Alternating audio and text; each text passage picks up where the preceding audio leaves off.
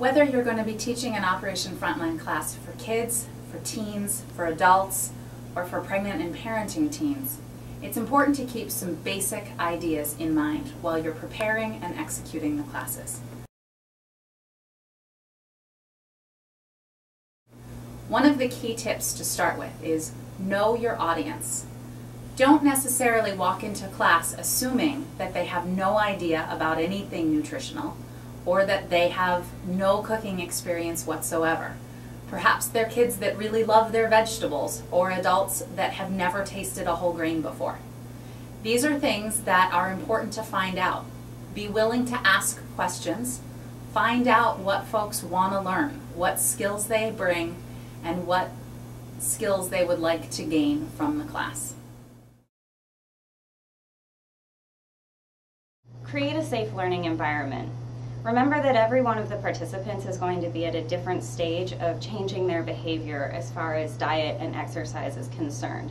So not only do you need to be supportive of where they are in that process of change, but encourage the other participants to support each other, because everyone brings a different level of experience with the change, and they also bring different perspectives that can really encourage the participants to move further along on that path towards a healthier lifestyle. Encourage the participants to think of this 6-week period as a trial period for changes in their lifestyle that they've been wanting to make. Part of creating a safe learning environment is not making assumptions about how comfortable people are participating in class. For example, participants all have different comfort levels when it comes to reading out loud and also answering questions in class, so be sensitive as you're engaging your participants. Practice time management and be aware of your surroundings. When teaching an Operation Frontline class, it's important for you to be prepared before the class starts. If you don't have a clock or a watch, make sure someone else will keep time for you. It's very important because we have so much to cover that you stay on track and on time during class. So remember, even if you haven't gotten through all the class material, end class promptly. We have a tremendous amount of information to cover in a 2-hour period. I like to start each class with an outline of the topics that we're going to discuss. I do this for a couple of reasons. First, it puts everyone on the same page. By the participants having an outline, they know what to expect from me as an instructor. Second of all, if the conversation goes in one direction, I can pull everyone back in because they have an idea of what we're going to be discussing. Now, that's not always a bad thing, but if you find yourself going off topic, bring it back into the roadmap that you talked about at the beginning. And finally, at the end of the class, the roadmap can serve as a framework to summarize the take-home messages for the day. In addition to the roadmap, don't forget a couple of other items. First of all, check in with your participants to see how last week's class went. Ask how the recipes were, if they had any questions with the material that you presented. This provides a good opportunity to get the conversation started at the beginning of the class. And don't forget to talk about what we're going to cover next week. That way, participants can think about it during the week and come prepared with questions that they may have. Your Operation Frontline Instructor Guide will encourage you to use a teaching model called facilitated dialogue.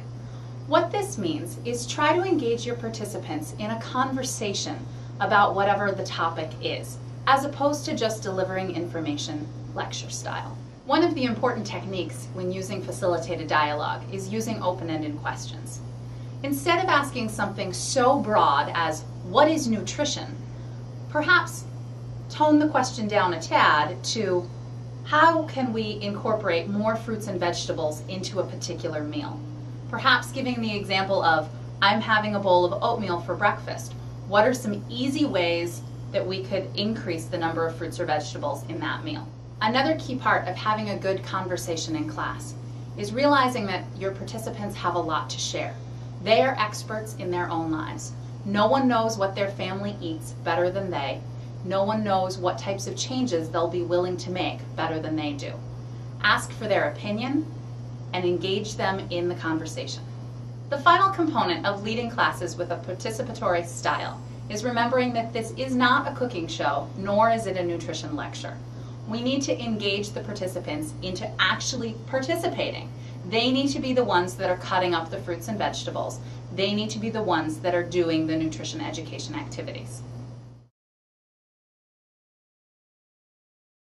Because a lot of the information in these classes may be unfamiliar or brand new to participants, it's really important to think about what the key concepts are and how you can revisit them and reinforce them from week to week. A great example is the nutrition facts panel. When you introduce that during the first week, it may look like a foreign language to many of your participants. So it's important to reassure them that you're going to revisit it every single class, you're going to use it each time you introduce a new topic. And really, if you do that, by the end, the participants are going to be experts and they're going to feel completely confident using it as a tool for making healthy choices. So as the instructor, take some time to think about what you feel are the most important messages for your participants. If you're the chef, it might be knife skills. This is a great thing for you to revisit and reinforce in some form every week. That way you can be sure your participants are leaving that 6-week class with that skill under their belt. One of the keys to a successful Operation Frontline class is being flexible. For example, if in your class you have some diabetic participants, it might be necessary as the chef instructor to help the participants talk about ways that they can modify their recipes at home or in class so that there are lesser amounts of sugar being used. We may sometimes feel that our class conversations are getting a little off topic. But it's important to remember that our participants are really the ones that need to dictate what we talk about in the classes. If we need to let go of some of the content this week, there's always room to pick it up next week. Once we've figured out what information our participants would most like to learn, it's important for us to figure out how to make that happen in the limited amount of time that we have. For example, if it's the week where we're going to be teaching people how to cut a whole chicken into pieces, it would be important for that to happen first in the class to make sure that things are cooked through properly, and then get to the nutrition information. On another week, it may make more sense to focus on the nutrition concepts first and then move into the kitchen. Timing and communication are essential. As experts in the field, you have a lot of knowledge about the topic that you're going to discuss.